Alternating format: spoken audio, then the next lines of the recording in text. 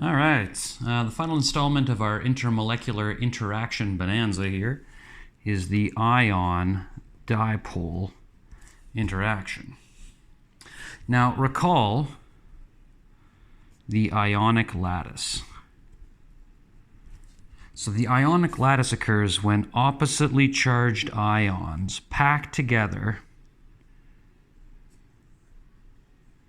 in such a way that oppositely charged ions are as close together as possible and like charged ions are as far away from one another as possible. So this is our ionic lattice. We have oppositely charged particles all packed together in 2 dimensions here. I mean, there were 3 dimensions, right? 3 dimensions as well, but let's just keep it simple, right? So we would call this a 2-dimensional ionic lattice. Now also recall that where are we here? There you go.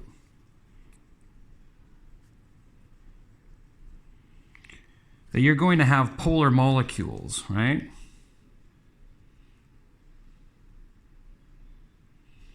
Water being a great example of a polar molecule that experiences hydrogen bonding and is essentially the most prolific solvent that exists. All right.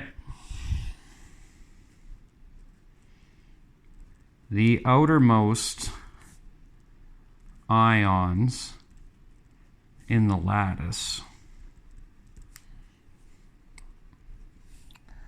will interact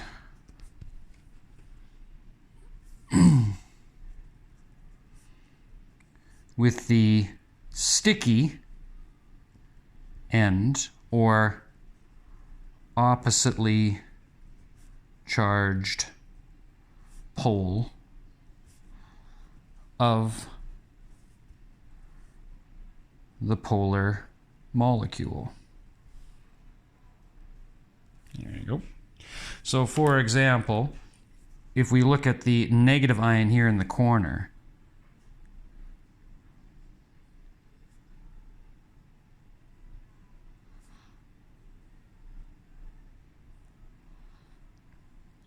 a polar solvent will attract on multiple fronts.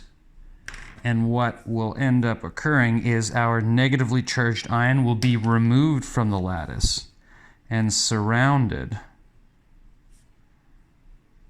Oops. There you go. Positive, negative, positive, negative.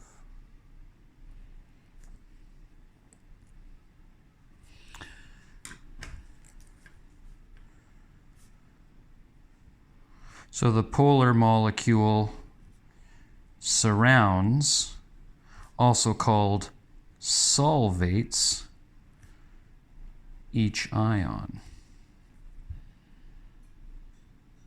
And this would occur for all of these ions in solution.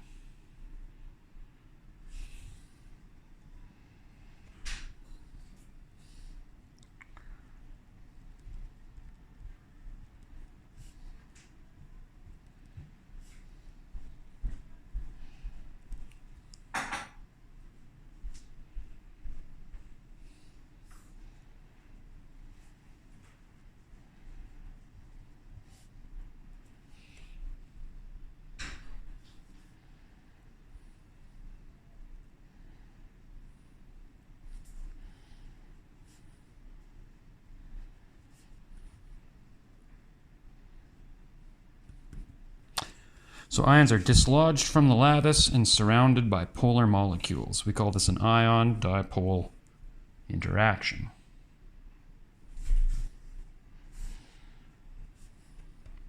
You're probably more familiar with this as dissolving.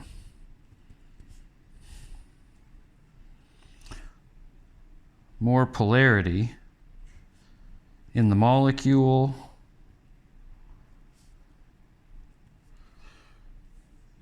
will dissolve more total ions into solution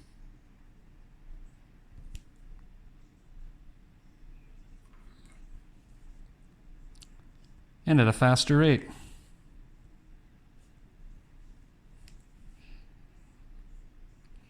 Eventually, you'll reach a saturation point where no additional ions can enter solution. All of the nearby water molecules are solvating, and you just run out of available water molecules to sulfate these individual ion particles in the lattice. You'd call that a saturated solution. We'll learn more about that in the next unit as well. We'll just make a quick note here. Water is the most prolific solvent. And this is because it has a very strong dipole, and due to hydrogen bonding, it'll form temporary ions. It actually will interact with itself to form hydronium and hydroxide, as we'll learn about more in the next unit when we learn what an acid and a base is. The temporary ions are hydronium and hydroxide. When a hydrogen is exchanged from one water to another, they'll ionize themselves. Water. It's crazy, right? And it will coax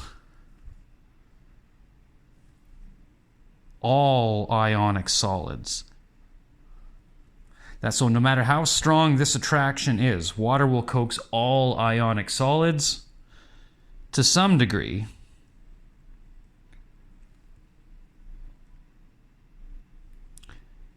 into solution. And this depends on the attraction between ions in the lattice.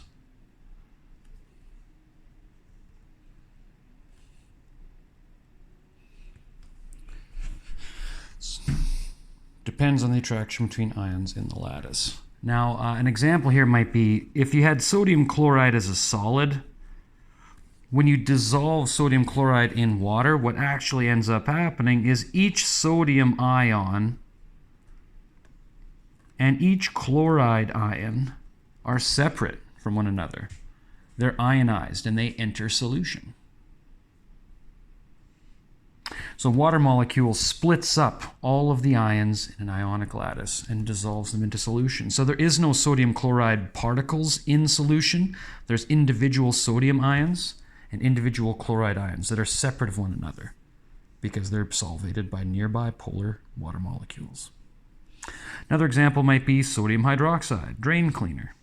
When sodium hydroxide solid is dissolved in water, it releases sodium particles into solution, AQ for aqueous, or dissolved, and hydroxide particles. So these are the ions that sodium hydroxide would form when it's dissolved in water. That's what the AQ represents.